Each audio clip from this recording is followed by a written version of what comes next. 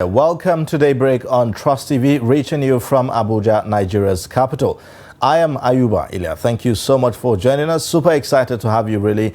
And this is where you get to hear some of the latest regarding information around the country and things you need to know just to keep you abreast and keep you going. And thank you again for joining. Good morning, Mardia.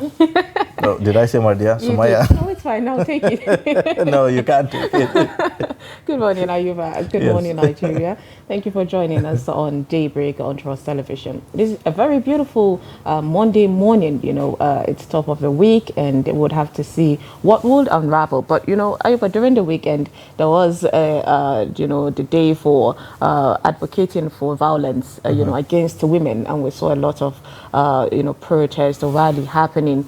In commemoration with that, we saw even the women in media also, doing that, pushing for avoidance of violence and any harassment in workplaces, and a lot of that. We saw schools also pushing for that, because at the end of the day, gender-based violence or violence against women is something that should not even happen in the first place. So certainly, and it's something that everyone should be on board with, whether you're a man, whether you're a woman. It's very important that we all key into this to fight this as a community, as a nation, and as a country. It's very, very important, because it could be your mother, it could be your daughter, it could be your sister, you never know. So it's very important that we all rise up and voice out against this. Well, let's take a look at some of the headlines that we have today, this morning. The first one, 5.6 billion naira wheat project scam. Ex-Nisal boss arrested 11 months after sacking. In security, the DSS tags the FCT monarchs on code of conduct. 3,000 barrels of crude oil lost to November 15 offshore spill, says Nostra. And now the details. Almost a year after he was sacked as the managing director of the Nigerian incentive-based risk sharing system for agricultural lending, the NISAL, Aliyu Abdul Hamid, has been arrested. Daily Trust reports that NISAL, a $500 million non-bank financial institution, is a creation of the Central Bank of Nigeria, mandated to manage the agri-business-related credit risks in Nigeria. Abdul Hamid was kicked out of office following allegations of corruption, including a 2018 5.6 billion naira wheat project meant for farmers in Kano and Jigawa State. His sack was endorsed by the board of the CBN following approval from the presidency in December last year. Daily Trust had in January last year carried out an investigation into how a multi-billion naira loan guaranteed by NISAL for 3 investor companies for the cultivation of 20,000 hectares of dry season wheat in Kano, as well as Jigawa State, was allegedly diverted by the companies in connivance with NISAL officials. In the course of the investigation, Daily Trust visited the affected communities in the 2 states where farmers said that they were deceived. Community leaders there said they were told that the project was aimed at changing the lives of 20,000 smallholder farmers. Now, they said after making farms available, affected farmers were promised fertilizer and other inputs for the wheat plantation, but never saw any of these thereafter. All right.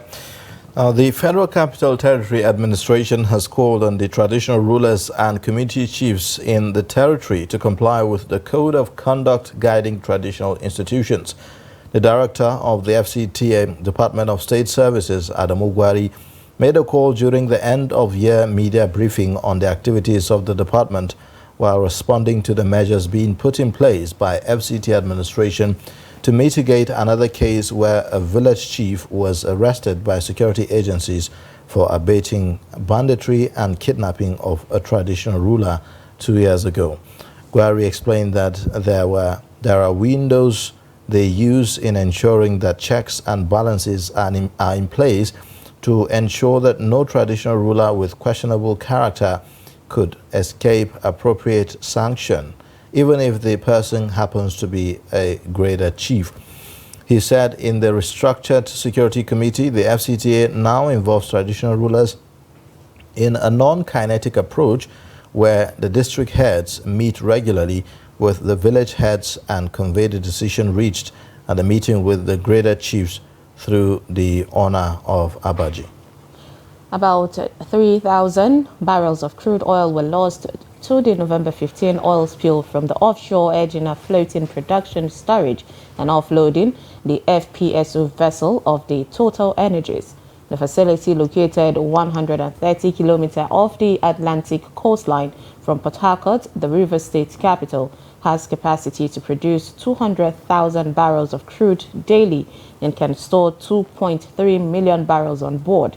The Director General of the National Oil Spills Detection and Response Agency, Mr. Idris Musa, said in Abuja that the cleanup of the spill was ongoing.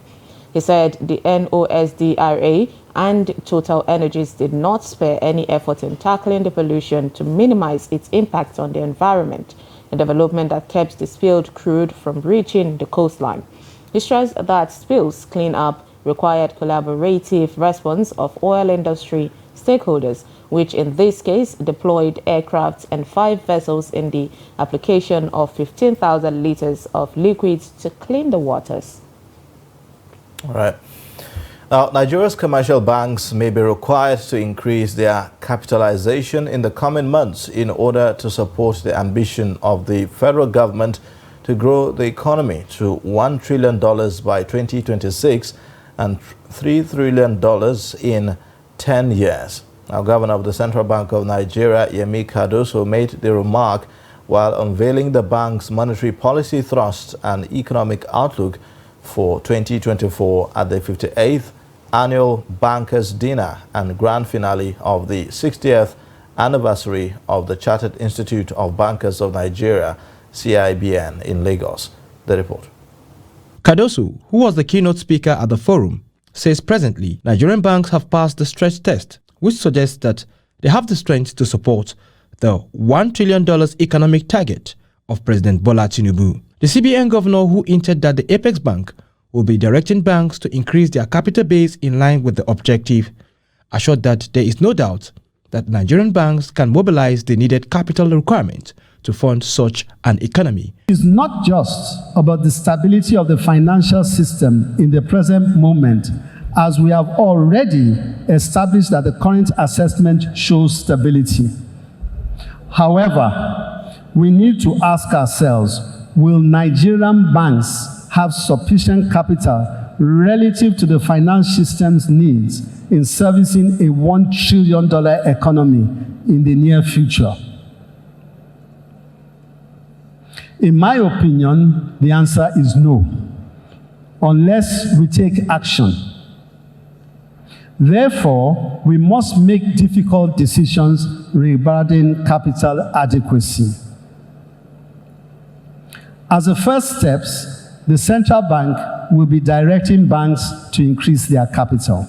He said monetary policies of the bank will aim to achieve price stability, foster sustainable economic growth, stabilize the exchange of naira, and reduce interest rates to facilitate borrowing and investment in the real sector. However, lamented that there is a disconnection of monetary policy transmission in recent times, which has made monetary policy less effective. The Central Bank of Nigeria is committed to achieving monetary and price stability.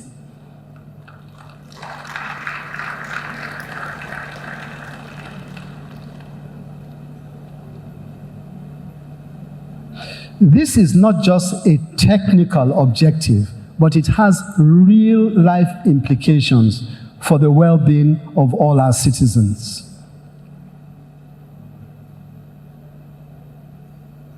Through targeted policies, transparent market operations, and coordination between monetary and fiscal authorities, we can ensure a more stable exchange rate, control inflation, and create an enabling environment for businesses and individuals to thrive. He said, in line with the strategy to refocus the mandate of the bank to its core responsibility of ensuring price stability, the CBN will discontinue direct quasi-fiscal activities and instead utilize orthodox monetary policy tools for implementing monetary policy. He noted that in recent times, the bank diverted from its core mandates and was engaged in quasi-fiscal activities that pumped over 10 trillion naira in the economy through almost different initiatives in sectors ranging from agriculture, aviation, power, youth, and many others. He said the bank has also approved the adoption of an explicit inflation targeting framework to enhance the effectiveness of its monetary policy. Cardoso hinted that the monetary policy MPC meeting may not hold again this year, claiming the Apex Bank has met the statutory requirement, which stipulates 4 minimum meetings per year. Tranche payments have been made to 31 banks to clear part of the blockage of foreign exchange forward obligations. While applauding the CIBN, the Minister of Finance and Coordinating Minister of the Economy of Nigeria, Wale Edun, said Bola Tinubu-led government is committed to building a stable and resilient economy. He said the decisions taken by the federal government are difficult but necessary in turning the country around, attracting investment, creative jobs, and reducing poverty. And I commend all participants in the banking industry for what they have been able to achieve, including taking Nigerian banks to the shores of Europe as well as the rest of Africa. It's a sign of what we are able to deliver, what we are able to offer to the financial world.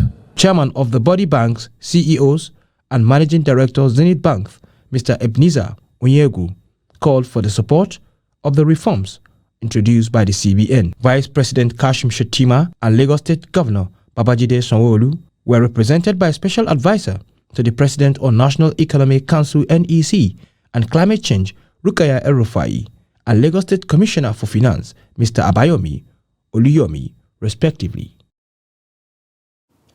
The former governor of Jigawa State, Sule Lamido, says that the current hardship in the country will take Nigerians to the grave because of President Bola Tinubu's continuity with the policies of former President Muhammadu Buhari.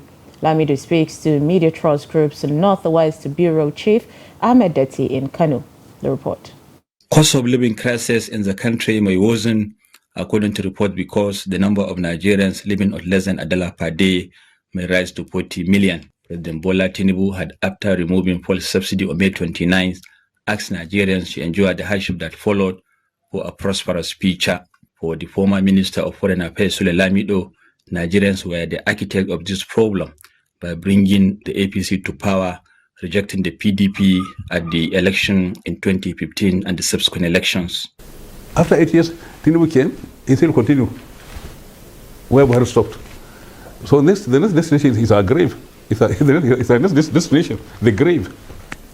Because the journey is now moving, carrying on the trailer, poverty, hunger, insecurity, hate, despondency, frustration, anger, pain, agony, ordeal.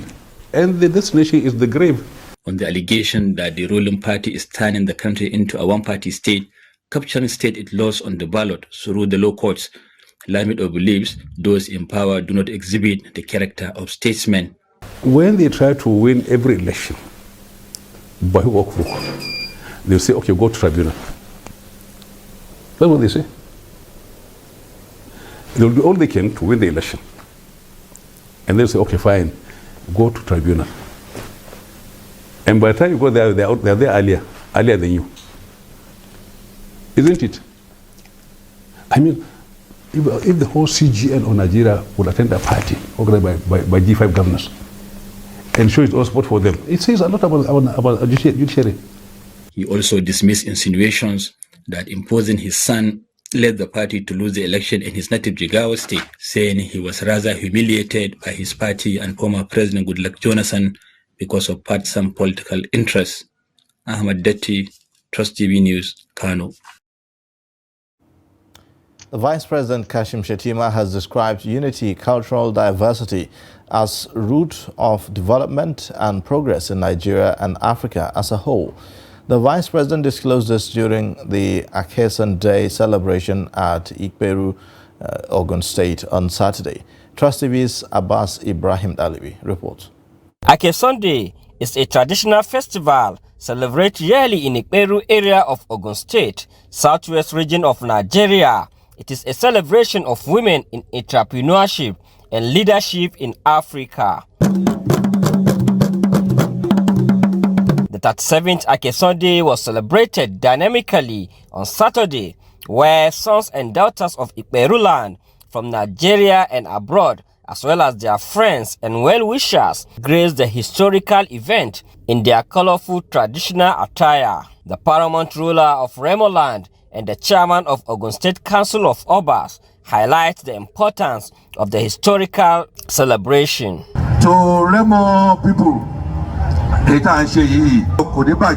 the event was graced by the Vice President of Nigeria, Kashin Shettima, and several esteemed personalities. Speaking at the event, Shettima harped the importance of unity and cultural diversity. This edition of the festival, like the ones before it, steeped in the essence of the unity we have forged as a nation. It symbolizes the heartbeat of our nation, and Ogun State has long become the template for the resilience of our cultural practices and vehicles for progress. Ogun State Governor Dakwa Abiodun said the cultural festival, symbolized by the legendary Akesan, remain a symbol of heroic exploit, valor, and self-sacrifice for the common good of the Ikperu people. The Akesan Festival has attained global prominence because of its historical significance and serves as a reminder of the rich cultural heritage, tradition, and unbroken string of great accomplishments of the Peru rebels from their homestead. Several traditional drummers, dancers, and singers entertained people that came from within and outside Nigeria to witness the colorful traditional festival.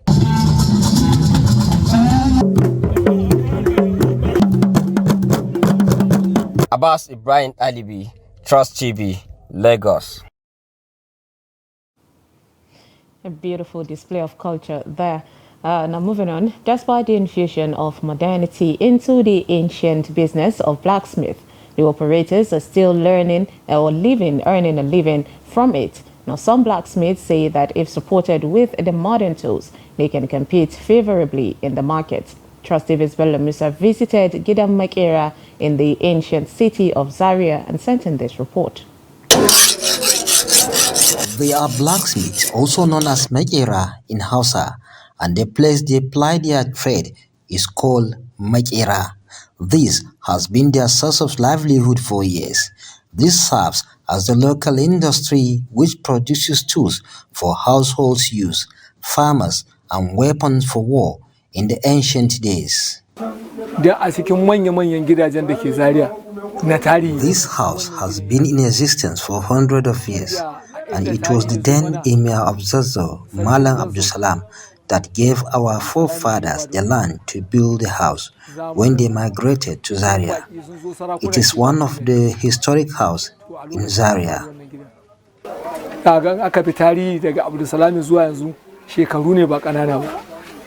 This cultural building of the house has been there for ages. It comprises many compounds with a nuclear family. The only way for them to keep this old practice alive is to transform the skills to these children at an early age. More than 100 children in this house who all belong to this family, and all of them are learning this trade from early age. This zuga-zugi is key in the Makera, as it is used as a source of energy to melt or bend the iron into different shapes. However, the cost of iron is affecting their production. Challenge is iron. In the past, iron was available and affordable, and we used to even get it for free. But now, we buy it at an exorbitant price, which is affecting our business. In northern Nigeria, farmers, local barbers, and households are still patronizing blacksmiths called Makera in Hausa. They are therefore calling for government's intervention to boost their business. Bello Musa, Trust TV News Kaduna. I see you. Was he just burning his... I see your jaw dropping there, out of fear for him on his behalf. I mean, Ayuba, these are things that definitely we keep pushing, saying that, okay, we do have things that, if assisted, from small, helping the MSME, then it will definitely help. And blacksmith is something we still need till this day. So it's and good. then there are also technologies that if we can also help, to, even though there are local ways of doing this, and it seems as if you take it out of the local method and processes of doing it, is no longer, blacksmith. So we need to welcome development and but then it's something that we should embrace and see how we can develop it. All right, now we'll take a short break, and then when we return, we'll take a look at our discussion of the day. Join us again. Why did you develop this reputation as somebody who is difficult to work with? I will tell the truth. No matter whose ox is gored, I will say exactly how it is. This is where I actually sympathize with commissioners of nowadays, where a commissioner sometimes is just a picture. You find somebody, even a cleaner and the governor's wife, can interfere with their abilities. Even the ministers, there are very many who respected me, simply because I never complained about them. I never went to ask for a favor. Never. So none of that has happened? Nothing. But if it hasn't happened, do you have hope that now another government coming in? There is no hope. So you've given up on given politics? I've given up. It's gone, it's gone. Retrenchment from work is the most hated thing by unions. It's a loss of job, means that is loss of life, in fact, for civil servants at that time. Nigeria's economy, Nigeria's security, Nigeria's intelligence. This is what the materials we were handling. And I thought government would be very interested. The reasons why you adopted federalism is not because of finesse, not because you like it. It's because of its functional utility.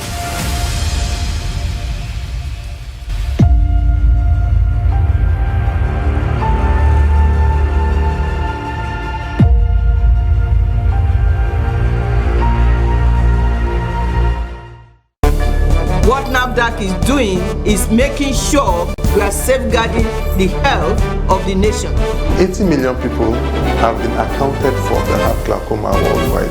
The Nutrition Society of Nigeria is laying emphasis on exclusive breastfeeding of our babies. Deaths of kidney disease in children has also been rising, with an estimated 1 in 10 Nigerian children affected. And that sometimes those products contain things that could harm you more than you would expect. So you would have long-term damage which could affect your health over time. Intermittent fasting indeed is beneficial.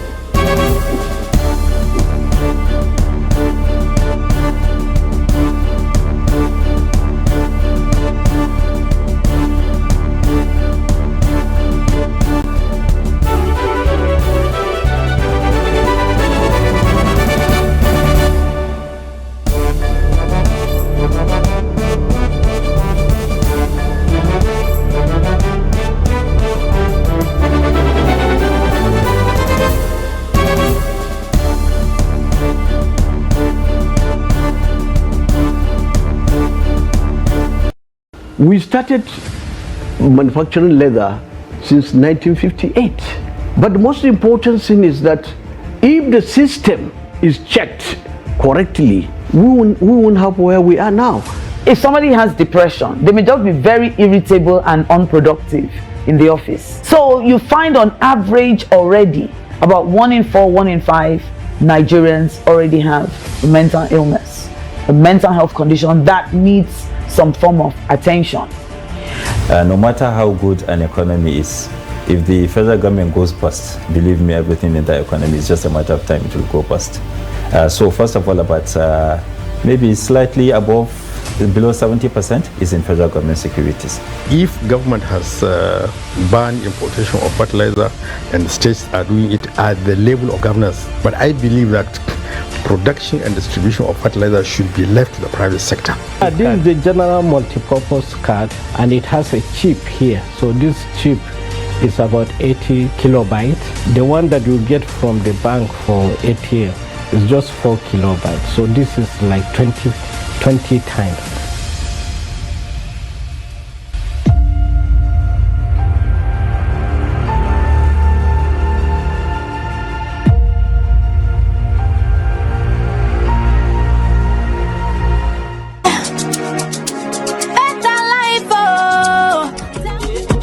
That's right, you too could be one of the 20 Zenith Bank customers that will win 150,000 Naira every 2 weeks from June 1st, 2023 until May 31st, 2024 in the Zenith Better Life Promo 3. To qualify, simply open a Zenith Bank account. For more information, visit www.zenithbank.com/betterlife. Live the better life with Zenith Bank. Thanks for staying with us. You're watching Daybreak on Trust TV. Time for us to take a look at the first discussion, talking about the new bold statement and ambitious drive of the federal government to increase the growth rate in Nigeria, or Nigeria's economy, to a $1 trillion economy. Now, a strong economy is not only the source but also the strength of any nation. A good monetary policy is also very crucial as it follows inflationary expectations, responding to the twists and turns in the economy, especially uncertain economic environment, employment and inflation. Now, in a bid to stabilize Nigeria's economy, the Central Bank Governor Olayemi Cardoso has come up with policies to curb inflation and promote economic growth. And that will be the focus of our discussion this morning. We have in the studio Dr. Tefa Abraham. He is an economist, and we're also expecting Mukhtar to join us shortly as well to talk about this new drive by the federal government. Thank you so much for joining us on Daybreak this morning, Dr. My pleasure to be Tefa. here. Thank you. All right. Well, this is quite ambitious. Listening to the central bank governor talks about this government's, plan or vision to increase Nigeria's economy to a $1 trillion economy in the next 3 years. That's 2026. And I'm wondering, how realistic is this? We're talking about 150% jump, and with the current realities, inflation, unemployment, and so on. How realistic is this, to increase this economy from a $400 billion economy to $1 trillion in 3 years? Well, first of all, that goal is ambitious, and there's nothing wrong for anybody being ambitious. But the reality on ground is that the monetary policy angle of the management of the economy, doing that alone is something that needs to be reshaped, and the monetary policy institution, that the central bank, needs to engage other sectors to achieve that. Now, that speech by the CBN governor was anticipated because it would be his first speech since CBN governor, aside the one he made in other quarters, in a professional setting. So there was a lot of anticipation regarding people understanding the direction of the monetary policy under the new CBN governor, Yemi Cardoso. Now, generally, there's a limit to what monetary policy can do.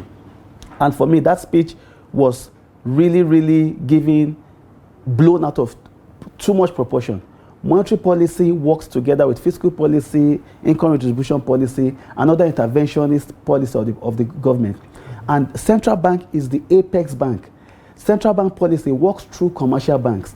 So the impact of central bank on the economy is through commercial banks. So speaking to this Chartered Institute of Bankers of Nigeria was a good one, but the best monetary policy can do is to ensure that commercial banks, the banking system in general, become more people-focused. Because through these banks, monetary policy transmits its impact to the people.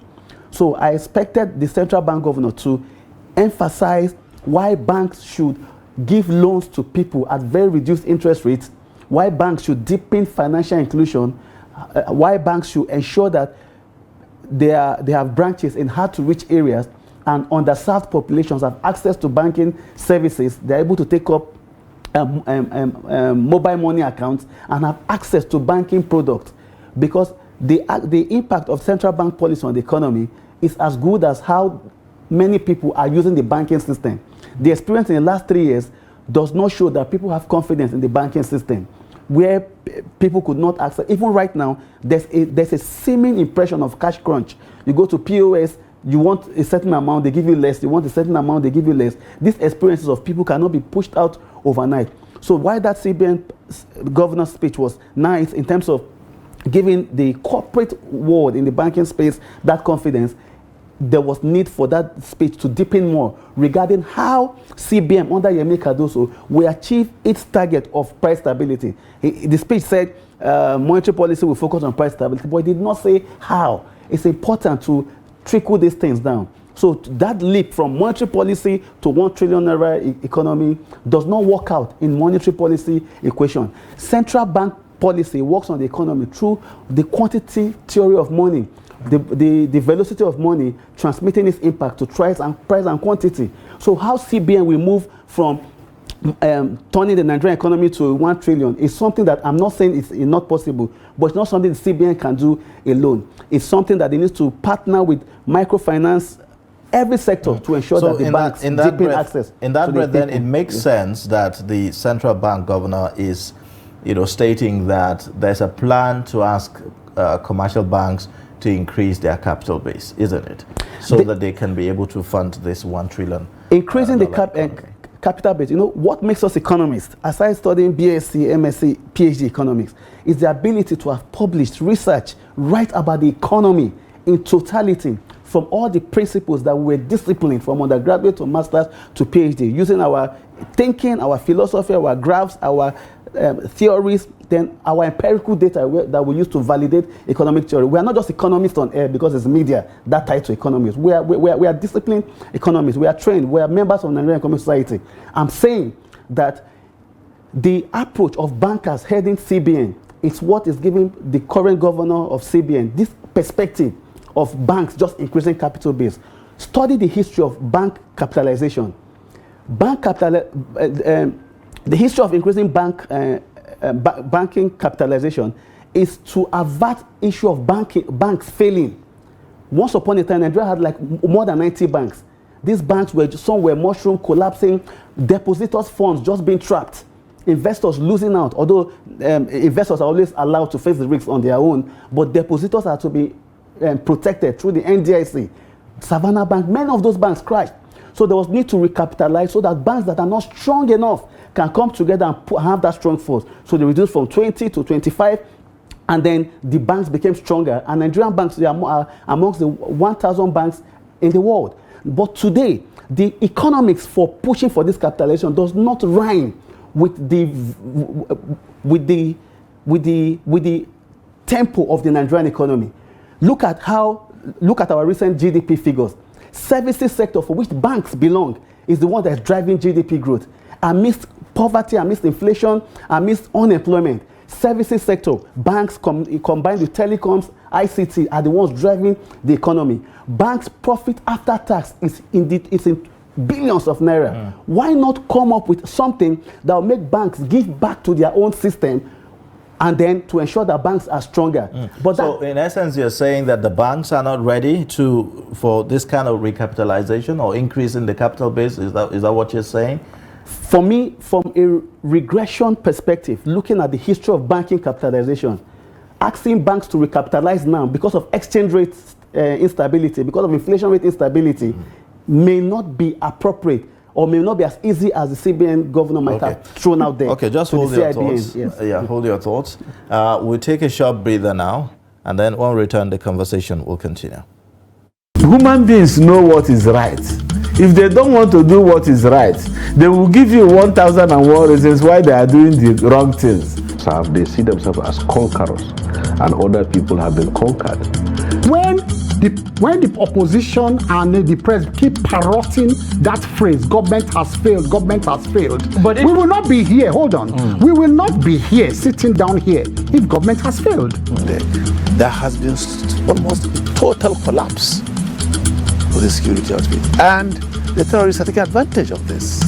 On that, a country that has about 923 square kilometers of arable land, not more than 2.5% has been cultivated.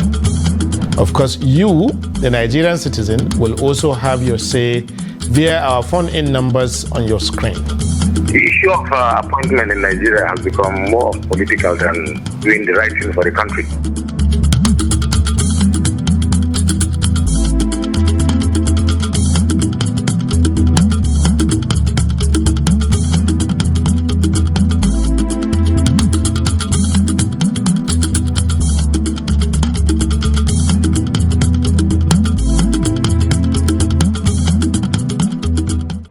Welcome back to Daybreak Controls Television, and we're talking about the Nigerian Central Bank tightening policy to curb inflation and also ask banks to boost their capital.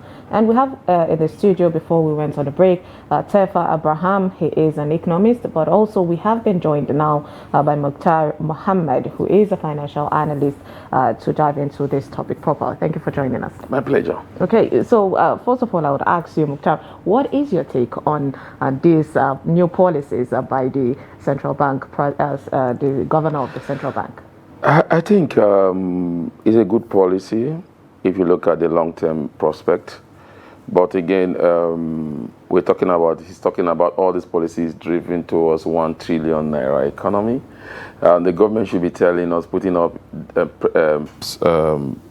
what I call, would see the government setting the pace in terms of physical policies on how to achieve the 1 trillion naira economy. Our monetary policy alone cannot achieve the 1 trillion naira economy, and concentrating on the banks cannot achieve the 1 trillion naira economy, because when you look at, $1 trillion, and when you look at the banks, you realize that it will be like more or less that the second tier banks will be swallowed, because the first tier bank are above 1 trillion in terms of liquidity, in terms of expansion, in terms, some of them did the profit of 1 trillion last year, as Access Bank. So it's more or less like you are coming up with a policy, you're not looking at your productive sector.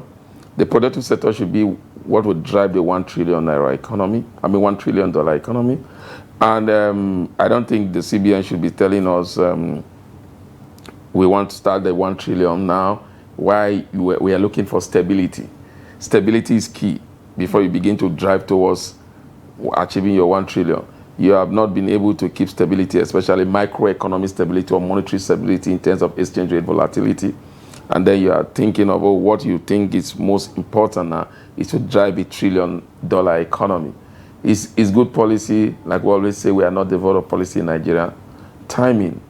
What structure does the government have on ground perhaps we should to drive it 1 trillion? Yes, perhaps we should also ask that what will it take really to achieve this target? I asked Dr. Tefa as well. There are some economists that say that, well, for us to really achieve this, it means 50% growth annually from now to 2026, which is the target, 3 years only. So what will be needed to make this happen? This 1 trillion target? Is it visible? Number one, we need to have this infrastructure, physical infrastructure. It's key. You don't have power, you want to drive a $1 trillion economy, it's going to be a mirage. Your transportation sector is still struggling, it's going to be a mirage. The human capital is still struggling because a lot of youths finish school, no employment. How do you drive $1 trillion economy without looking at your physical infrastructure and your human capital? Those are the key drivers of any economy. So if you say you want to drive a $1 trillion economy, you need to build your infrastructure. And you know that to build infrastructure now, by then they say we need over $1 trillion to build the infrastructure alone. So, and you say it's a 7 years plan. Perhaps the president is, the CBN governor is saying this from the place of the recent engagement that the president has had with some of the foreign investors in his travels, you know, in Saudi, in Germany, and all that. We've heard some promises made, you know, some agreements reached, and so on. Do you think that this will, you know, help to meet this in terms of having those investments that will make that happen?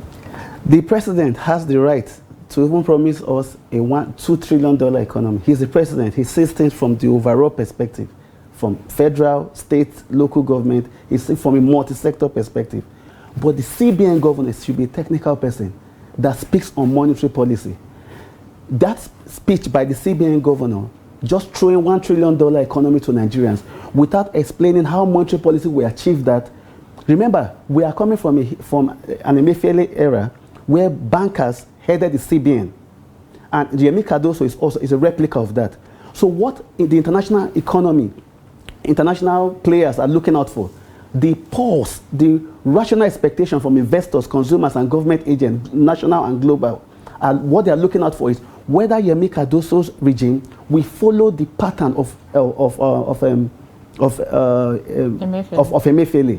Now, the moment they came in and floated the naira and all that, that was a positive sign for the international economy. But the CBN governor announcing a $1 trillion economy without narrowing it down to the role of monetary policy in that regard, looks as though the CBN will become an interventionist bank again in this regime. Monetary policy, economics, working with monetary policy is based on rational expectation. Once policymakers make this policy statement, economic agents, consumers, investors, and even governments, local and state, pick the signal that they can pick. Now, $1 trillion economy, and then the goal of monetary policy is to achieve full employment, is to achieve exchange rate stability, price stability, and balance of payment, favorable position. Now look at our balance of payment, proxy it with the foreign reserve. It's very weak. Exchange rate is not stable at all. Inflation is double digit and above. Growth is crippling. Now 4 objectives, we are not doing good in 3. How can CBN alone, just imagine a house sliding down the hill and the CBN is trying to hold it down. So I'm not saying that statement was was not proper. It's good to signal how people should be committed to a national objective. But CBN governor, not a representative of the CBN, should tell us how monetary policy will play the role it will play in that regard. Major statements that some of us who are economists, academics and policy economists follow that speech. We did not hear some things like, under this administration, monetary policy will be tight in the first 2 years and become expansionary in the next 1 year. These are the things that signal monetary policy from a central bank that is core in the business of central bank. This monetary policy, like I said earlier, works through commercial banks. Now, if the central bank governor is saying that banks will recapitalize, what that means is that you are asking banks to get more money in their reserves so that they will look more healthy. And I am saying that banks are already driving our GDP growth. And if you ask banks to recapitalize right now, you might just cause another round of panic in the banking system. I think it's a good place to also ask the question that, Mukhtar, that what are the risks that we face in the banking sector if you push the banks to go this direction?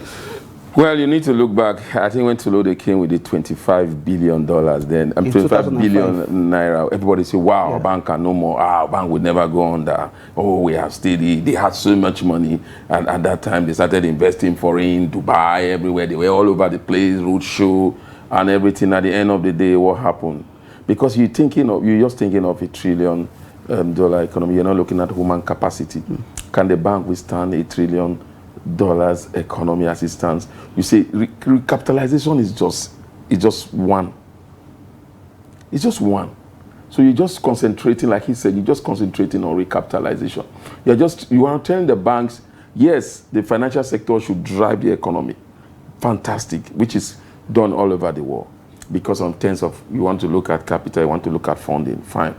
But again, how efficient is the productive sector to assess those funds and be able to use these judiciaries and be able to pay back? Remember during the 25 billion, when we had the oil boom, and the bank were just lending to a lot of people that were into oil and gas businesses. At the end of the day, when there was that international shock, almost all the banks were collapsing. Because, you know, you have so much fun. And they are telling you, you need to grow the economy. You need to grow the economy. We need to look at capacity. What is our strength? Like he's saying, what's our strength? You don't come up with monetary policy, and there was a CBN that was supposed to be meeting a monetary policy meeting. And then the director of communication said, all road now leads to the Chartered Institute of Banking. I mean, like, if the Chartered Institute of Banking now is not the major deciding formula of Nigeria economy, that's where the CBN governor chooses. The CBN governor believes that the banks have passed the stress test, if I may. You see, the liquidity ratio of the bank is even above international standards. That's what I'm saying. If he's talking about the liquidity ratio of the bank is huge. If he's talking about, maybe he's talking about tier 2 banks. And like I said, what will happen eventually is the big bank will swallow the smaller banks. And the smaller banks are where the SMEs get funds in easy. Because the big banks are always wanting to play with the big players. Indeed. All right, Mukhtar, let's talk about the sectors that need to, put in their own contribution in order to achieve this dream that the CBN governor has. I mean, earlier, Dr. Tefa made mention of the fact that the CBN are putting themselves in a place where they will not be able to achieve this goal by themselves. So what sector do they need to approach, and how can they actually join hands in order to get these things done? Unfortunately for the CBN, they can only be monetary. And the sector they can approach, that's the sector they are not trying to deal with. That is the banking space. You can't achieve a 1 trillion economy without a fiscal policy. We need to see the government fiscal policies towards a $1 trillion economy.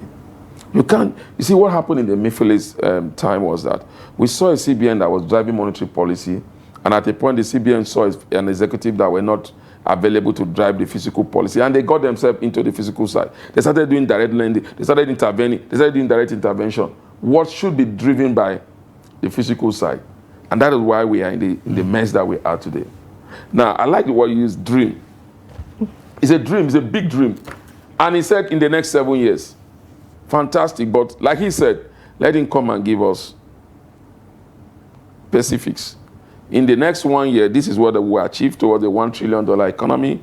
In the next 2 years, that's what I should be expecting from him. He has come up with a larger 40-page policy document that I have not been able to digest. I've not finished reading it. I've been going through it. But again, the point is, your colleague talked about the international trip of Mr. President. What has he achieved? It has achieved confusion. As far as I'm concerned. You come out, in Dubai, Emirates said they will start flying immediately. We are still waiting. They came out and said, no, we are still waiting. Tomorrow, the Minister of Aviation is telling us they will soon be back. This is the same thing that happened. The core reason why Emirates is not coming to Nigeria was their funds are trapped. You did not address the fund trapping. Then you say they will come back immediately to fly. That's one. The president has traveled to Saudi Arabia. Has started, releasing those funds. No, the CBN is releasing funds to banks, international banks. I don't think they've touched the aviation sector yet. And like he said, if you look at our forward payment, we look at our reserve, we look at what we are owing, we look at what we are supposed to pay, by the CBN audited report, we have less than $3 billion as Nigeria. Okay, now, there are certain issues, like you mentioned, on the physical side, of course, that need to be addressed. For instance, this morning we have a lead story here that is talking about 5.6 billion naira wheat project scam. Investigation was done by Daily Trust, where we understand that ex-Nisal boss was arrested 11 months after his sacking, and based on allegations of certain allegations of money that was meant to go into government intervention in agricultural sector that was, misappropriated and so on. The issue of corruption, how much of a problem is it in terms of addressing the physical side of, seeing this economic growth? Let's be clear about corruption.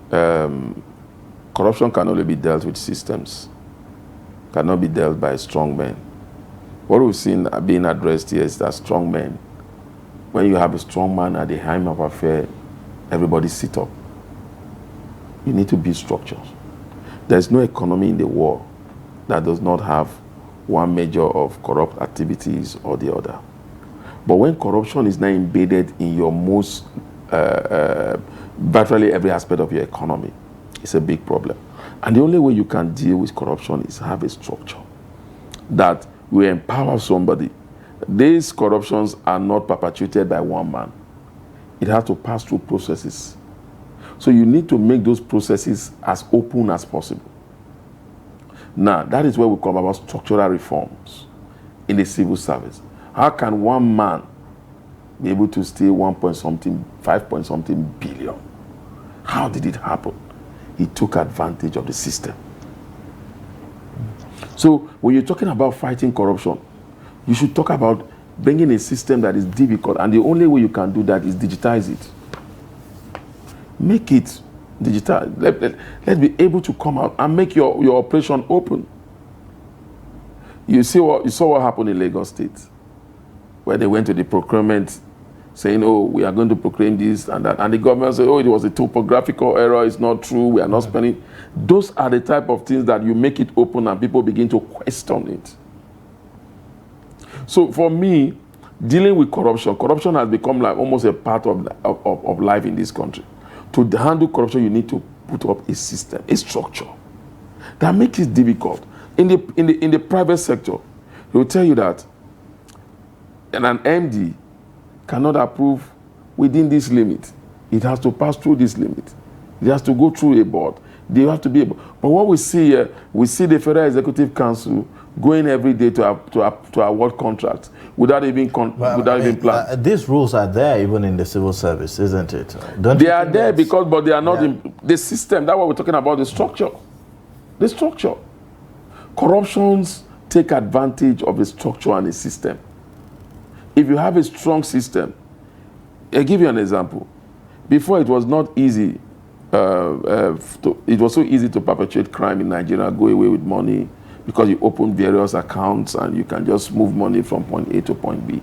Now with the NI, not only the NI, with the BVN, all they need to do, you put all your BVN, it brings out everybody else's account, or where the banks that you are. So those are systems.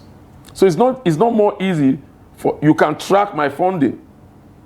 How am I getting my fund? How? Why did it move from this bank to this? It's easier to track. That is a system that can keep corruption. Okay. All right. Well, Dr. Tefa, there are quite a number of other issues also that needs attention. Really, like you said, that to achieve this $1 trillion economy, the monetary policy alone cannot do it. Other analysts like you have touched on the issue of security. You've touched on the issue of infrastructure as well, and so on. How can we get this in place, and which should come first, for us to actually realize this goal? The point I'm making is, yes, CBN monetary policy cannot do it alone, but this is my thesis for this interview. The CBN governor himself, that speech does not show that CBN knows what to do to achieve that, to contribute its maximum quota to achieving that $1 trillion economy. That's the point I'm making. The CBN needs to understand that CBN is about monetary policy, it's about banking sector, and from the banking sector to the other sector of the economy. It's about macroeconomic modeling, understanding macroeconomics. The CBN, the sectors, what needs to be done? Our domestic absorption capacity, which is what he's referring to as other sectors, what other sectors need to do, our production capacity, comes from consumption decision of individuals and investors, comes from investment decision of persons and institutions, comes from government consumption as well. These three components, this consumption, investment, government expenditure, is what determines our domestic absorption capacity. The access to which the impact or the link from CBN's monetary policy to the decision makers in these three building blocks I just mentioned has been weakened over the years. CBN needs to focus on how to restore banking confidence to that consumption aggregate demand component, to investors and to government. Local governments, some people still pay salaries by table. Investors are not responding to macroeconomic signals. Consumers are still not finding Nigerian-made goods to buy. The issue of corruption that came from the NISA incident is CBN overstretching its role in the economy. Anchor's Brewers Program, NISA is also an agricultural component of the CBN. CBN wanting to replicate MDA's activities and be in everywhere. Yemi Cardoso needs to give a signal that depart from Emefiele's era. I'm saying that this speech looks like that era will continue. Even though in his statement he has actually said that CBN is going to move away from that. CBN is going to move away, but he's the CBN governor. The speech did not show how CBN will move away from that. That's the point I'm trying to make. And then there's the external stability aspect, which is the foreign reserve. The CBN did not show how. Remember, our foreign reserve started depleting because of that practice of withdrawing the dollar to defend the naira. What is the policy direction to ensure that we increase dollar inflow without withdrawing from foreign reserve to defend the naira? This speech needs to be more economic, to be more policy oriented. It looks like it's politician talking. The president can say Nigeria would be a $1 trillion economy, but his technical persons, CBN governor, should not be seen. As an institution, CBN is an expert institution. We have friends and colleagues there, economists guys, lawyers, financial experts. But it's important for CBN policy to tell us whether this regime, where we'll be looking at tight monetary policy in the next 1 year, expansion in the next 2 years, what we will be doing, how to deepen financial inclusion. Remember what he said very rightly there. If we keep pushing on recapitalization, we'll swallow small banks, meaning those who are financially underserved will even become even more distant. They will have difficulty to access financial resources. So banks need to be innovative in creating products that the people can access. From the basic thinking is that banks create money from intermediating with deficit spending unit and surplus spending unit. You must push banks to keep lending to people who have to save and carry that saving to give those who need to invest it. Otherwise, if the banking system looks overcrowded and the policy signal is not looking like there's a future or a steady trajectory, people will innovate and go into all these fintech loans and other funds. They will go back to lending from family and friends. Yes, I'm saying that this CBN governor speech is serious. And it's not something, because that's one of his first speech since he became CBN governor that is very official and detailed. Like he said, almost 40 pages. So there's need for CBN to go back to monetary policy committee meetings where they talk as think tank. That monetary policy committee meeting board, there are economists there, the banking sector, organized private sector, everyone is there. CBN governor just talking from his speech to professional associations will not do it. The Nigerian economy needs to be very focused right now.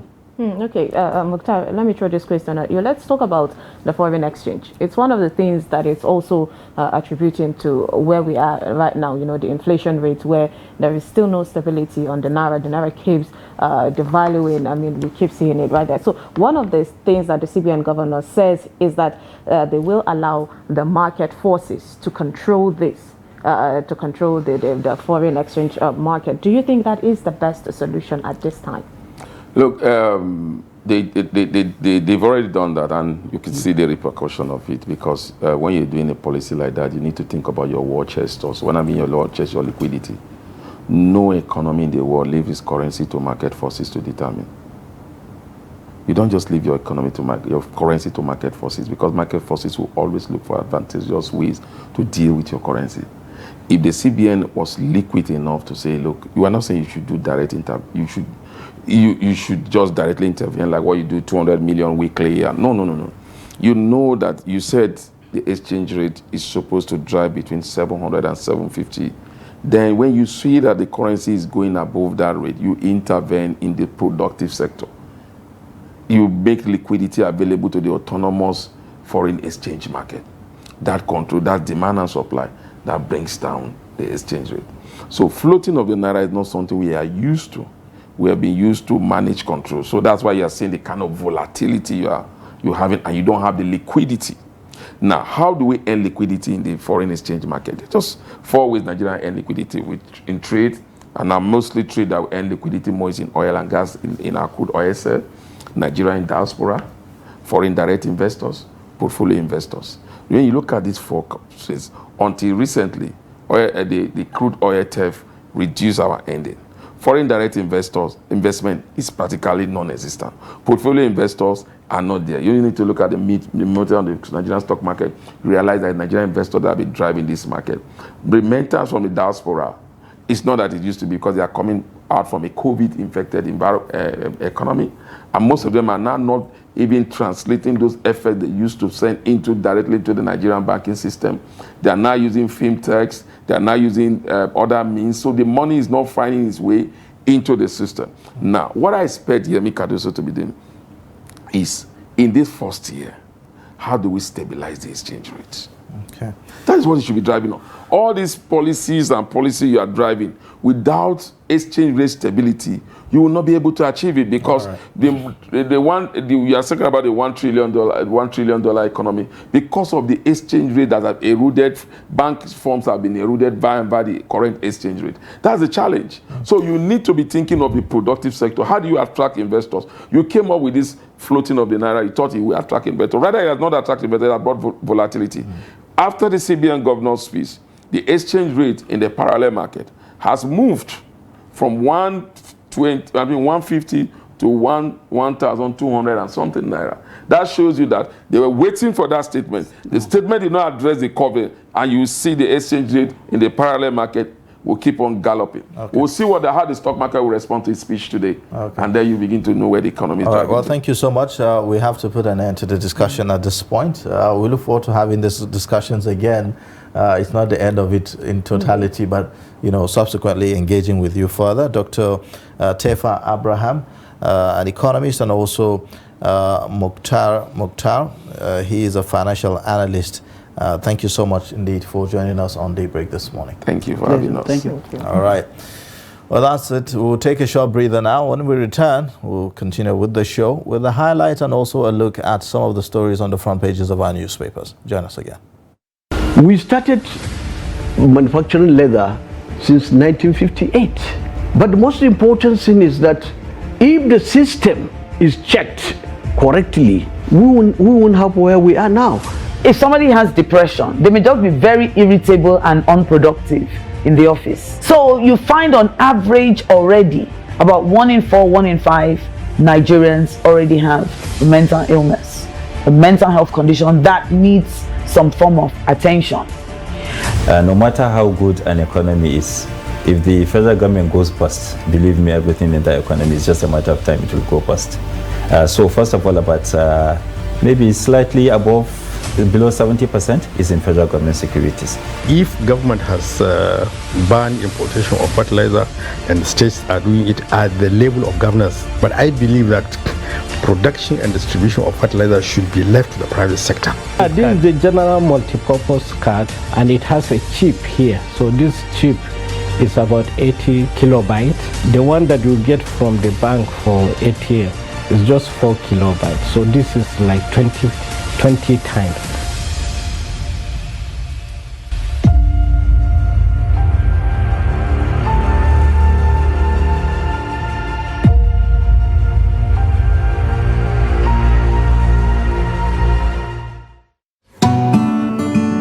Are you interested in the latest news and developments in Nigerian politics, policy, governance, and other critical national issues?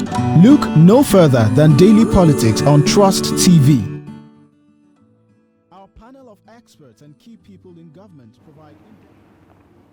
Welcome back to Daybreak on Trust Television. Now, if you missed the first leg of the show, then you can catch us via our social media platform and join our YouTube live stream for more news programs and documentaries.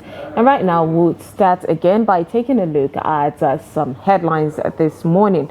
The first one says, 20 bodies recovered in Taraba boats mishap. All right, insecurity. DSS task FCT monarchs on code of conduct. And 3,000 barrels of crude oil lost to November 15 offshore spill, says NOSDRA. We also have 5.6 billion naira wheat project scam. Ex-Nisal boss arrested 11 months after sacking. In the details, almost a year after he was sacked as the managing director of the Nigerian incentive-based risk sharing system for agricultural lending, NIRSAL, Aliyu Abdulhamid has been arrested. Daily Trust reports that Nirsal, a $500 million non-bank financial institution, is a creation of the Central Bank of Nigeria mandated to manage agribusiness-related credit risks in Nigeria. Abdulhamid was kicked out of office following allegations of corruption, including a 2018 $5.6 billion wheat project meant for farmers in Kano and Jigawa State. His sack was endorsed by the board of the CBN following approval from the presidency in December last year.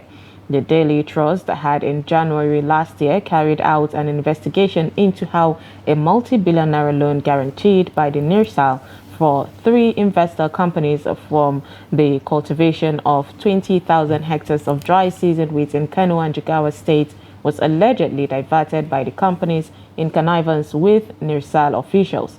In the course of the investigation, Daily Trust visited the affected communities in the 2 states where farmers said that they were deceived. The community leaders there said that they were told that the project was aimed at changing the lives of 20,000 smallholder farmers. They said after making farms available, affected farmers were promised fertilizer and other inputs for the wheat plantation, but never saw any of this thereafter. All right. Now, the Federal Capital Territory Administration, FCTA, has called on traditional rulers and community chiefs in the territory to comply with the Code of Conduct guiding traditional institutions. The director of the FCTA Department of State Services, Adamu Gwari, made the call during the end of the year media briefing on the activities of the department while responding to the measures being put in place by the FCTA administration to mitigate another case where a village chief was arrested by security agencies for abating banditry and kidnapping of a traditional ruler 2 years ago. Now, Gwari explained that there are windows they use in ensuring that checks and balance are in place to ensure that no traditional ruler with questionable character could escape appropriate sanction, even if the person happens to be a greater chief. He said in the restructured security committee, the FCTA now involves traditional rulers in a non-kinetic approach where the district heads meet regularly with the village heads and convey the decision reached at the meeting with the greater chiefs through the honor of Abaji. About 3,000 barrels of crude oil were lost to the November 15 oil spill from the offshore Egina floating production storage and offloading vessel of Total Energies. The facility, located 130 kilometers off the Atlantic coastline from Port Harcourt, the River State capital, has capacity to produce 200,000 barrels of crude daily and can store 2.3 million barrels on board. The Director General of the National Oil Spills Detection and Response Agency, Mr. Idris Musa, said in Abuja that the cleanup of the spill was ongoing. He said that the NOSDRA and Total Energies did not spare any efforts in tackling the pollution to minimize its impact on the environment, a development that kept the spilled crude from reaching the coastline. He stressed that spills cleanup required collaborative response of oil industry stakeholders, which in this case deployed aircraft and 5 vessels in the application of 15,000 liters of liquids to clean the waters. All right, now, Nigeria's commercial banks may be required to increase their capitalization in the coming months in order to support the ambition of the federal government to grow the economy to $1 trillion by 2026 and $3 trillion in 10 years. Governor of the Central Bank of Nigeria, Yemi Cardoso, made the remark while unveiling the bank's monetary policy thrust and economic outlook for 2024 at the 58th Annual Bankers' Dinner and Grand Finale of the 60th anniversary of the Chartered Institute of Bankers of Nigeria, CIBN, in Lagos. Here's the report. Cardoso, who was the keynote speaker at the forum, says presently Nigerian banks have passed the stress test, which suggests that they have the strength to support the $1 trillion economic target of President Bola Tinubu. The CBN governor, who hinted that the Apex Bank will be directing banks to increase their capital base in line with the objective, assured that there is no doubt that Nigerian banks can mobilize the needed capital requirement to fund such an economy. It's not just about the stability of the financial system in the present moment, as we have already established that the current assessment shows stability. However, we need to ask ourselves, will Nigerian banks have sufficient capital relative to the finance system's needs in servicing a $1 trillion economy in the near future? In my opinion, the answer is no, unless we take action.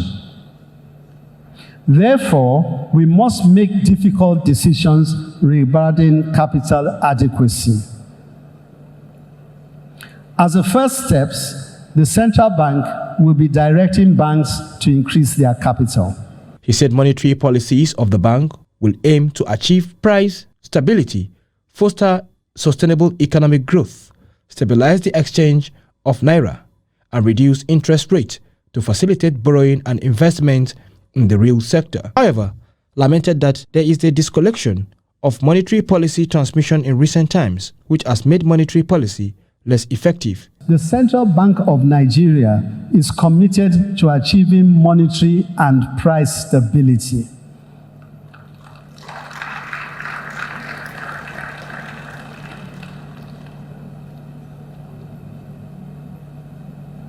This is not just a technical objective, but it has real-life implications for the well-being of all our citizens.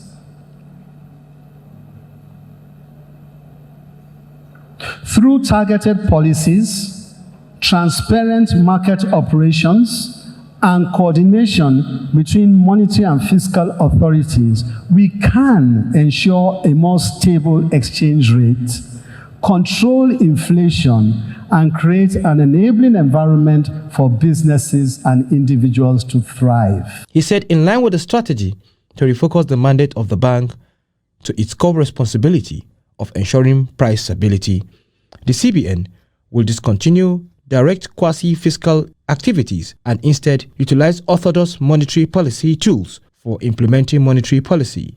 He noted that in recent times, the bank diverted from its core mandates and was engaged in quasi-fiscal activities that pumped over 10 trillion naira in the economy through almost different initiatives in sectors ranging from agriculture, aviation, power, youth, and many others. He said the bank has also approved the adoption of an explicit inflation targeting framework to enhance the effectiveness of its monetary policy. Cardoso hinted that the monetary policy MPC meeting may not hold again this year, claiming the Apex Bank has met the statutory requirement, which stipulates 4 minimum meetings per year. Tranche payments have been made to 31 banks to clear part of the blockage of foreign exchange forward obligations. While applauding the CIBN, the Minister of Finance and Coordinating Minister of the Economy of Nigeria, Wale Edun, said Bola Tinubu-led government is committed to building a stable and resilient economy. He said the decisions taken by the federal government are difficult but necessary in turning the country around, attracting investment, creative jobs, and reducing poverty. And I commend all participants in the banking industry for what they have been able to achieve, including taking Nigerian banks to the shores of Europe as well as the rest of Africa. It's a sign of what we are able to deliver, what we are able to offer to the financial world. Chairman of the body banks, CEOs, and Managing Director Zenith Bank, Mr. Ebenezer Onyegu, called for the support of the reforms introduced by the CBN. Vice President Kashim Shettima and Lagos State Governor Babajide Sanwo-Olu were represented by Special Advisor to the President on National Economic Council NEC and Climate Change Rukaya El-Rufai, and Lagos State Commissioner for Finance, Mr. Abayomi Oluyomi, respectively. Let's talk about grasshoppers. Now, grasshopper is a tropical insect which feeds on plants and other grasses in tropical and semi-arid regions, which favors its existence. Now, it is now consumed as a tasty delicacy in Katsina, not only Katsina, in other parts of the northern region in Nigeria. Now, Abdullahi Oyamade reports that residents take advantage of the abundance of the grasshoppers in the state and turn it into a very lucrative business for domestic and export purpose to make ends meet. Take a look. Grasshopper is no longer a threat to plants and other crops as it were in the past, as Katsina residents pick, process and fry it as a tasty delicacy. Due to maybe some that they are lacking of like meat, they can take grasshopper because it have many nutrients, like it's a part of protein diet. Many believed that grasshopper tastes better when prepared well with ingredients, and it gives the best satisfaction than animal meat and chicken, as asserted by this customer. Wow, this grasshopper tastes good. Let me tell you something you may not be told by any other person. Many married couples, children, and other well-to-do now prefer grasshopper than chicken and other red meats. The secret is for you to find out. There are over 1 million youth within the value chain of grasshopper business, from the supply to the processing and to those selling the end products in the Asian city of Katsina, making millions of naira on daily basis. Abdul Hassan is physically challenged, but dropped begging and resorted to processing and selling fried grasshopper at several spots in Katsina city. Hassan is happy with the business. I am fully contented with this business. From it, I bought houses, plots, got married, pay my children's school fees, and above all, I'm now an employer of labor. Abdul Hassan is not only self-reliant, but has employed over 40 youth who work under him, and from grasshopper business, they pay school fees and other basic necessities. These grasshoppers are not only consumed in Katsina, but other places like Kano, Kaduna, Abuja, Lagos, and other cities in Nigeria. Beyond that, thousands of bags of grasshoppers delivered to Katsina from Niger Republic and nearby bushes around Katsina are processed for export to England, America, Saudi Arabia, and other African countries such as Cameroon, Ghana, and Central Africa Republic. On my own part, I have over 17 people working under me, and we sell from 50, 100, 200, 500, 1,000, up to 20, 50,000 naira grasshoppers. In fact, I have some merchants who buy and send it to their customers in Europe, Saudi Arabia, Ghana, Cote d'Ivoire, USA, and others. As the business is booming by the day, stakeholders mentioned high cost of vegetable oil and other ingredients as their major constraints, calling on the government to assist them, at least with empowerment. Abdullahi Izumayamadi, Trust Television News, Katsina. Did I hear somebody say yummy? Yummy. I can imagine some of our folks in the northeastern part of the country, in Borno, I know as well, a lot of people consume grasshoppers, you know, so it's a great delicacy that you may want to try if you haven't before now. All right. The next story, the Vice President Kashim Shettima has described unity, cultural diversity as a root of development and progress in Nigeria and Africa as a whole. The Vice President disclosed this during the Akesan Day celebration at Ikperu, Ogun State on Saturday. Abbas Ibrahim Dalibi reports. Akesan Day is a traditional festival celebrated yearly in Ikperu area of Ogun State, southwest region of Nigeria. It is a celebration of women in entrepreneurship and leadership in Africa. The 37th Akesan Day was celebrated dynamically on Saturday, where sons and daughters of Ikperu land from Nigeria and abroad as well as their friends and well-wishers, graced the historical event in their colorful traditional attire. The paramount ruler of Remoland and the chairman of Ogun State Council of Obas highlight the importance of the historical celebration. To Remo people, the event was graced by the Vice President of Nigeria, Kashim Shettima, and several esteemed personalities. Speaking at the event, Shettima harped the importance of unity and cultural diversity. This edition of the festival, like the ones before it, steeped in the essence of the unity we have forged as a nation.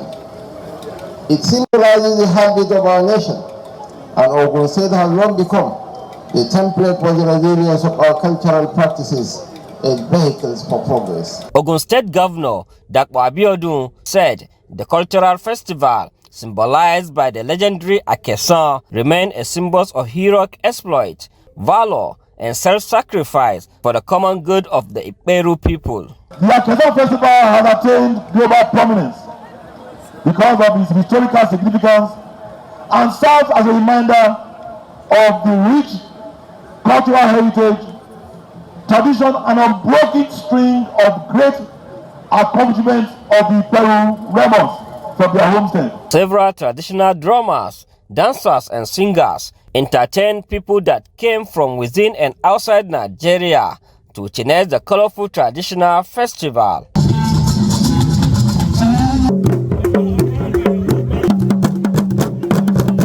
Abbas Ibrahim Alibi, Trust TV, Lagos. Thank you so much, Alibi, for that report. Now, banning gala night and other social events perceived to be promoting immorality by Hisbah in Jigawa State is generating mixed feelings among those affected by the ban. The chairman, Youth Drama Entertainment Association of Nigeria in the state, Kawu Birnunkudu, says if given the chance that they can use the entertainment business to reduce prostitution in the state and even generate income for the state government to turn around the economic fortune of the state. Now, Trust TV's Adamu Imam sends the report. Jigawa State History and Culture Bureau had written to the Hisbah in the state informing its commandant of ban of gala events throughout the state. Kaubin Nkudu says they expected the state government to appreciate their potentials instead of banning their activities. According to him, they promote social activities contrary to what other people think. He said residents and visitors usually ease their stress after the day's hard work at the entertainment center. A yanzu akalla in ka ban tage shekara guda zan tara maka kudin da baka taba zo. The previous government realized our importance. They built this place purposely for entertainment. Open Theatre Center is our own place to have something doing, not to remain idle. We have Ministry for Youth and Sports because we are special people. He further said that their work is purely to reduce restiveness among adults and youth, not to engage in social vices. Mummunan an ame da shi wata kalma ce mummuna gidan gala. Kuma gala ise turanci ne. Ba wai wani a gala ba haduwar shine gala din. To amma mutane ko it's not what they thought. They misunderstood gala night. Gala is a gathering. This is our profession, to entertain people. We are strategizing how to improve, whether in Jigawa or any other place. We only know entertainment. We can prosper anywhere we go. Now the state is boring. If they don't like what we do, then we are ready to leave and move elsewhere. However, Jigawa State Hisbah says the clampdown such gala night centers across the state is yet to commence, but certainly it is working closely to reduce social vices. There are many businesses to engage in. It's not only restricted to entertainment as well. And every right-thinking person knows their business is not legitimate one that is accepted and socially approved because it generates immorality within the society. It is a questionable business. Meanwhile, other residents of Dutse share their views on the issue.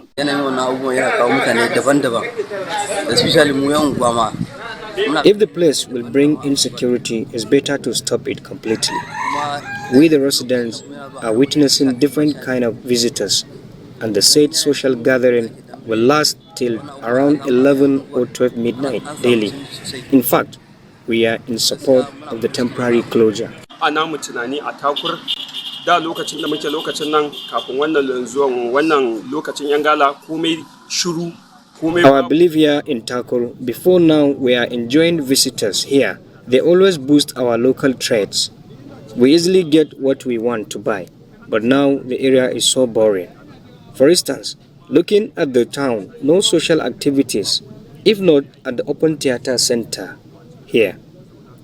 People need a place to relax, at least after working hours. We are doing business to help ourselves. As they close the place, it's affecting us, honestly. Because some of them, they are patronizing us. Like my customer, provision stores, POS, those that are frying akara, those that are selling pure water. Ever since they closed the place, we are not smiling. We are not happy with it. Please, they should help us and open it back. All right. Well, thank you. That's food for thought there for policymakers to think about. Well, we'll take a short breather now, and then when we return, we'll take a look at the stories on the front pages of our newspapers. Join us again.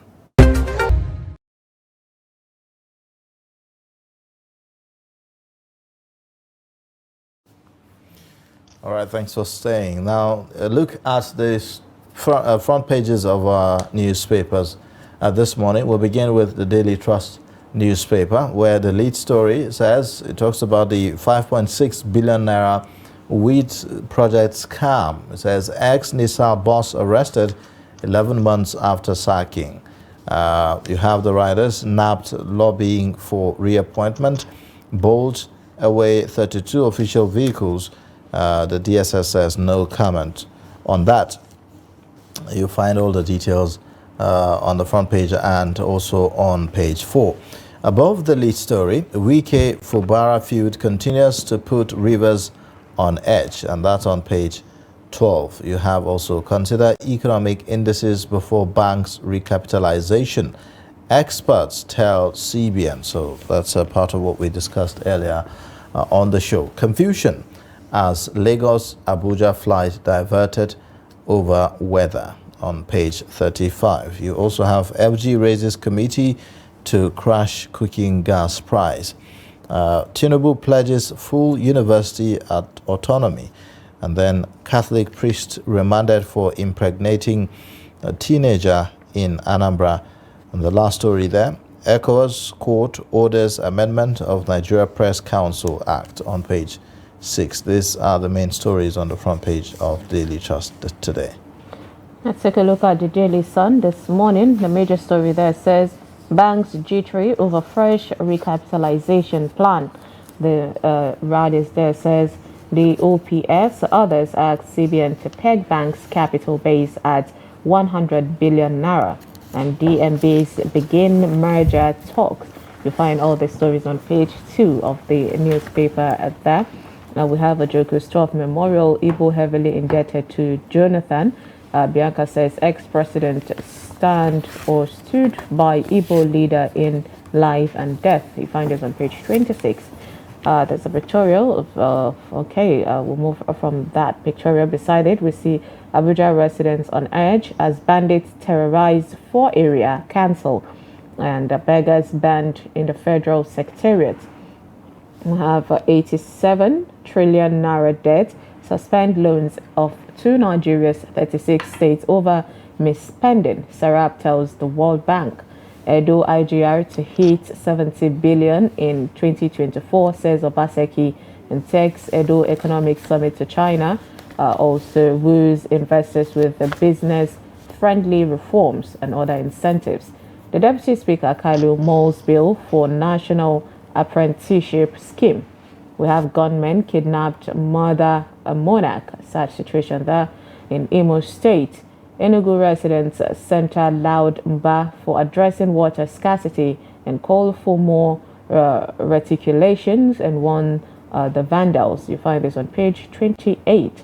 There's the federal government steps into cooking gas crisis, sets up committee to crush the price. I mean, that's something to look at.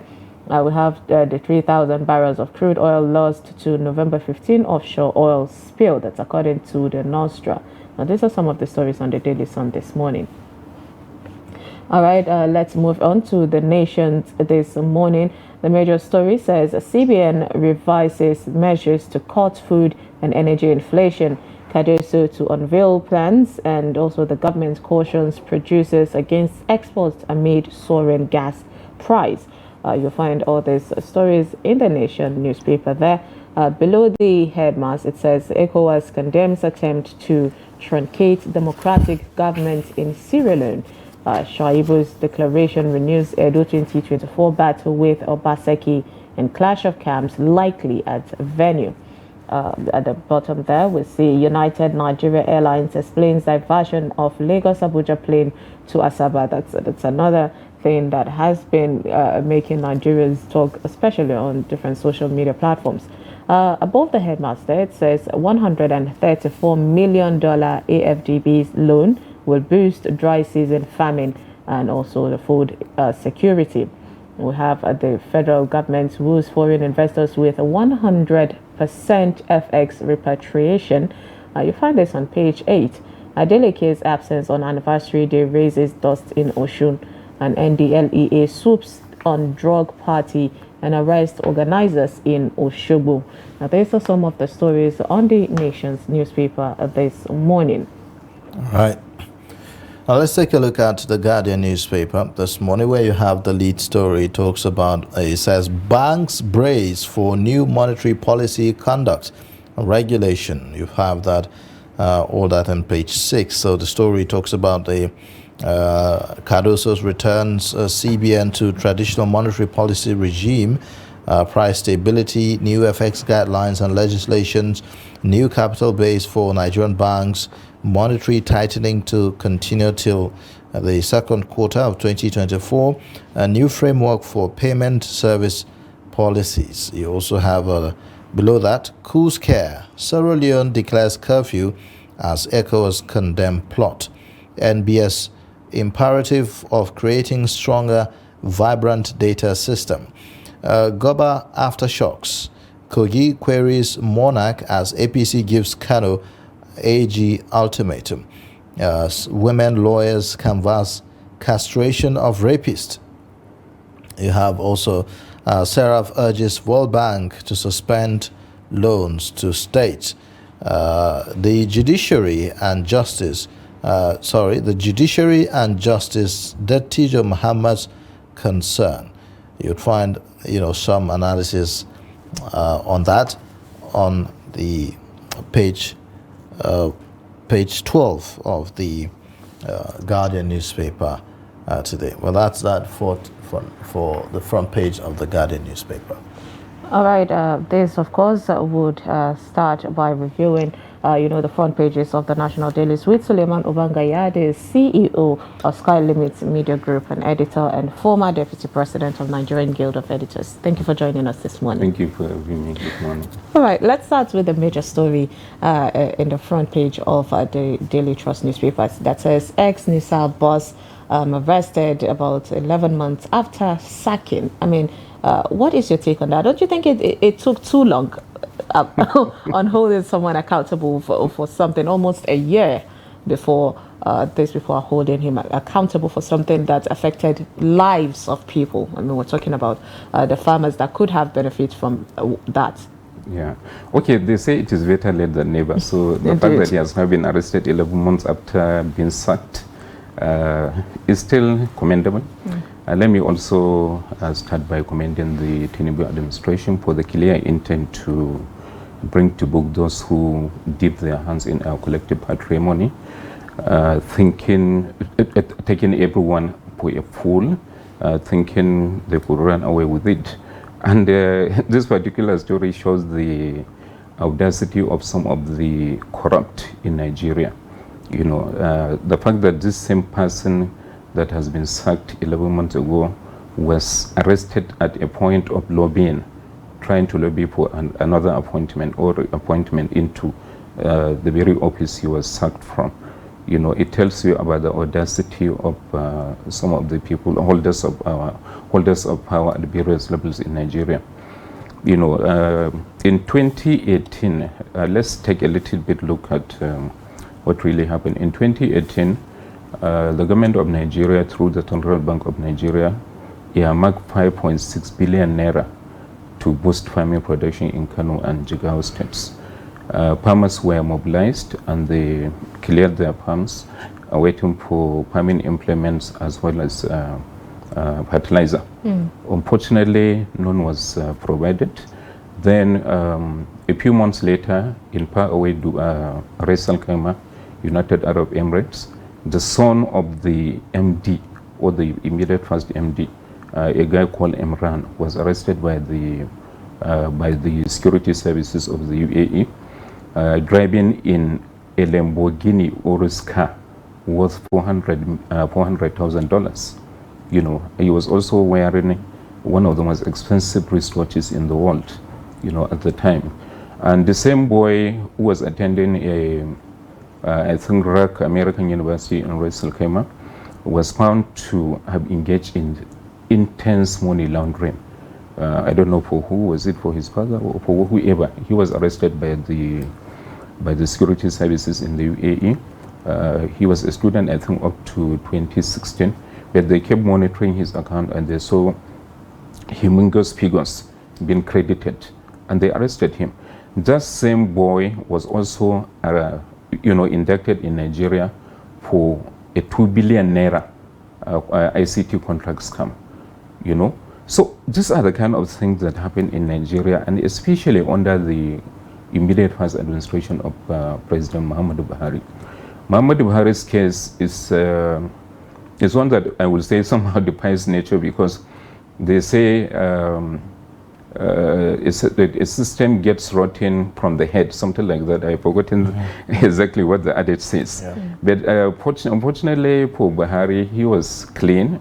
He is still seen as largely clean, but he allowed a lot of rot to be perpetrated under his watch. He ran probably the most corrupt administration in the history of Nigeria. It was under his watch that this kind of things have happened, and there are a lot more that the tinubu administration will need to summon the courage to investigate and to arrest the perpetrators. I hear the government is looking for money. I heard the NSA saying the government was broke at the time they took over. They shouldn't be broke, because there are trillions naira that have been siphoned by many officials of the Buhari administration. Those guys should be arrested and be made to return the monies they have looted.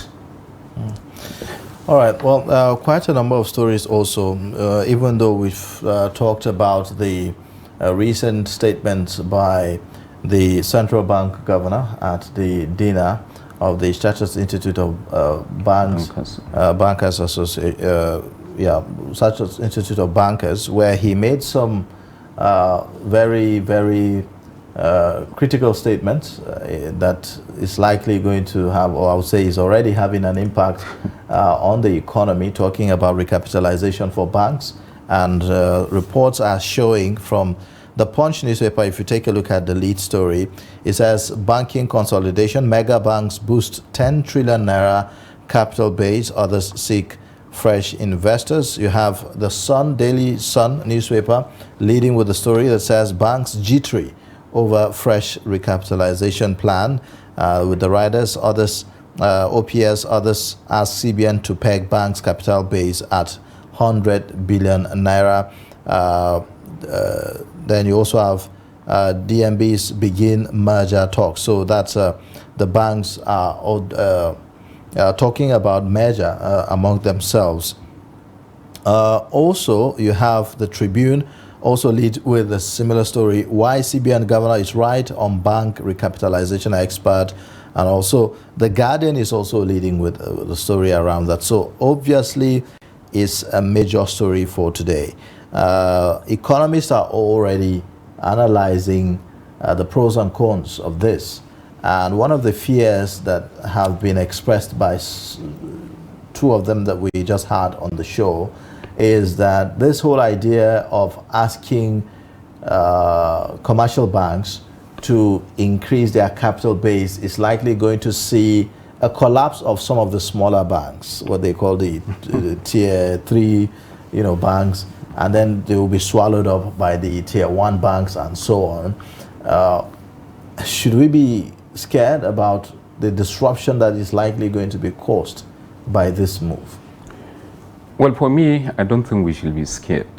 The Tinubu administration, or specifically President Tinubu, has set a target of $1 trillion economy in the next 7 years anyway. So I wouldn't say by the time he hands over, because I don't know whether he's going to win a second term in 2027. But the target is set to be made in the next 7 years.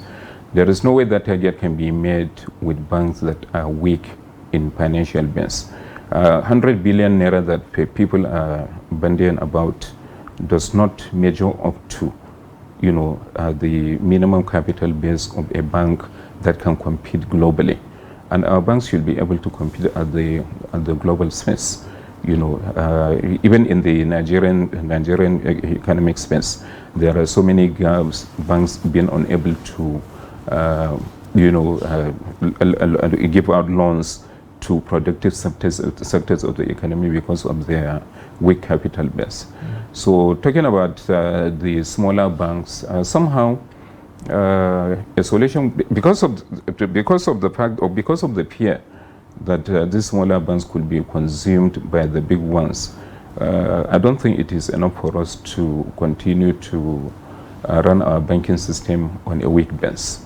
It should be strengthened. So I fully aligned myself with the position of the Central Bank Governor Cardoso that the capital base should be strengthened, should be increased, so that these banks can compete globally, so that they can service the Nigerian economy better than they are already doing. All right, let's take a look at politics. I mean, there's been a bit of chaos, in Edo in a few months back, where we saw how Obaseki and his deputy Shaibu were going at each other, and the rumor that allegedly was that Shaibu was intending to, come out and also bid for that particular seat of Obaseki. Well, it has been confirmed, and right now there's been a renewed battle again, and one of them is that the deputy governor has been, all his booking for hotels in order to do his campaign has been cancelled. So how do you think this would not affect the people of Edo and also, the loss of properties? We saw how the situation happened between what's his name, Wiki, the minister, and Fubara in River State. So how can we avoid that kind of chaos? Okay, for me, if there is one person that I did not expect to play God in politics, it is Governor Obaseki, Godwin Obaseki. I, in particular, supported him fully, writing articles in his support when former Governor Adams Oshomole was trying to stop him. So I did not expect him to try to play God as to who his successor is going to be. And this issue about successors, I think the incumbent governors ought to by now learn a lesson from happenings all over the polity. In practically all the states where governors have anointed successors, what happens or what follows is bitter disappointment. So why must you anoint a successor? For example, I remember Minister of FCT Wike saying, I think about 2 years ago, that he was not going to anoint a successor, that he was going to allow the system to play itself out. Why should we even use that word, to successor? I mean, it's not a monarchy system. This is politics, and people should be able to decide on who they want. I mean, last time, I think in the Daybreak Show, we had a conversation about how the primaries is even conducted. But you remember where we say the people don't even have a say on who is brought out from the parties to decide, and they feel that the people outside should have that kind of vote. So who are you to even determine that this person should be a successor in the first place? Unfortunately, that's what our governors have been doing. The only person maybe in Nigeria's history, only about President Buhari, let me say President Buhari. Erdogan was not alive. He did not see through even his first tenure. But President Buhari, of course, did not influence who becomes his successor. But at the governmental level, I mean at the state level, you find practically all the governors desperately working hard by hook and by crook trying to impose on the people someone that they favor, someone that they think is going to cover their dirty tracks. It's all about legacy, and most of this legacy is ruinous, you know. Is a legacy of serious ruination, and they don't want these dirty tracks to be uncovered, I mean. So that is why they do everything left, right, and center to ensure only those that the people succeed them. And look at what is happening now. It doesn't necessarily work out that way. Look at River State, you know, that you also mentioned, Pubara and Wike. Wike obviously thought Pubara, being his former accountant general, was going to cover his tracks, was going to do his bidding.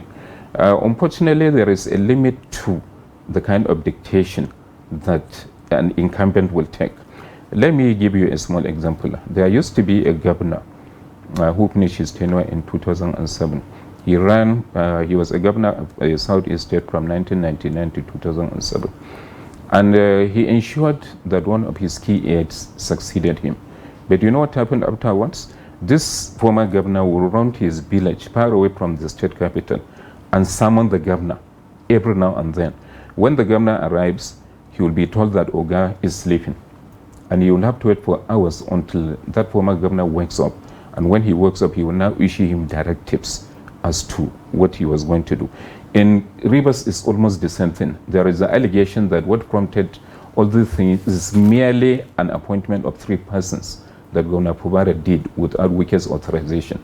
So the whole issue is, once you are done with your term, allow your successor, even if he's your own son. Even if he's your own son, you can't force him to, you know, take your dictations all the time. Of course, you can guide him or her from time to time, but you cannot say or insist that the person must toe your path.